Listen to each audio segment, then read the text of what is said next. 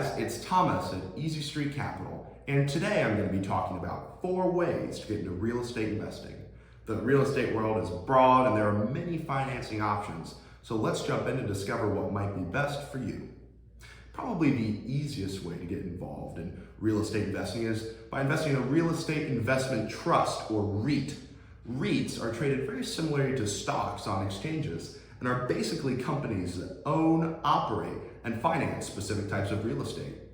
A huge benefit to REITs is that investors can start with very little capital and can even purchase fractional shares of REITs depending on the brokerage platform that you use.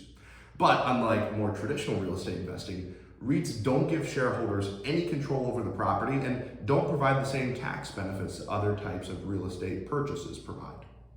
Now, a second way to get into real estate investing is through wholesaling.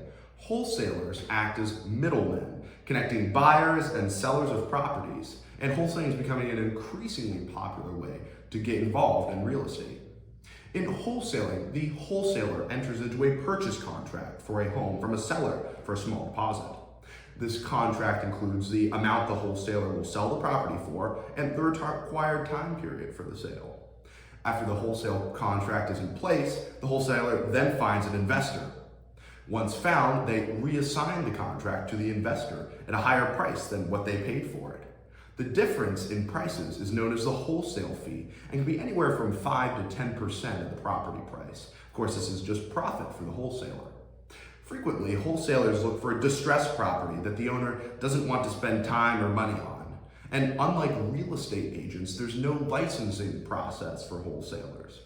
Likewise, because wholesalers are selling the contract to final buyers and not incurring the costs themselves, relatively little capital is required to get started.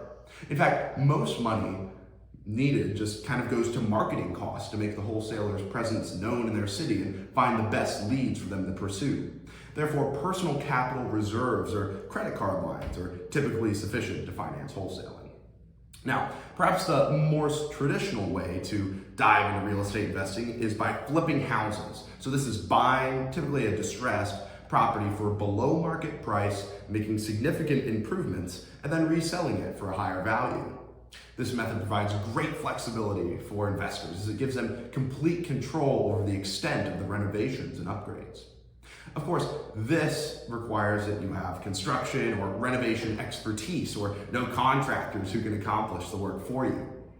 In terms of financing the flip, hard money loans or cash out refinances on existing properties are great ways to access the cash that you need to purchase and renovate the property.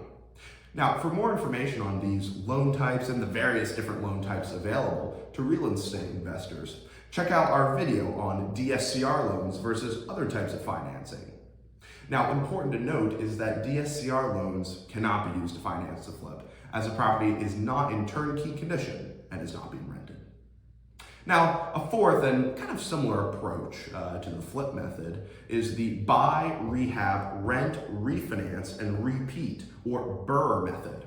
Like the flip, this involves identifying and purchasing undervalued properties that can be renovated to add to their value. But unlike flipping, BRRRR investors will rent out the property after rehab for an income stream instead of just selling it. Now, BRRRR is great because it allows investors to take advantage of the increase in property value after the renovation, any rental income, and any property appreciation over time while it's being rented. Now, there are kind of 3 stages of financing for BRRRR investors. First, when initially purchasing the property, products like cash out refinances on existing properties, hard money loans, and even a home equity line of credit on an existing property are all great options to get the cash that you need. Second, when financing the rehab, investors will frequently use personal or business credit cards and even hard money loans to finance construction costs. Now, finally, refinancing the rehab property usually gives investors the greatest options of loan products once the property is up and running as a rental. Now, the 2 main types of refinances are rate term, or getting a loan with better terms than the existing one, or cash out, which is just kind of pulling additional cash out of the property to perhaps use on future projects.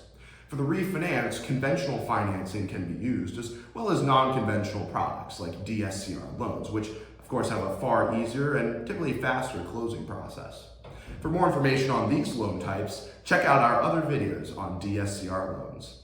And that's a wrap on the 4 of the most popular ways to get started in real estate investing. Be sure to subscribe to Easy Street Capital and check out our other videos for more industry insights.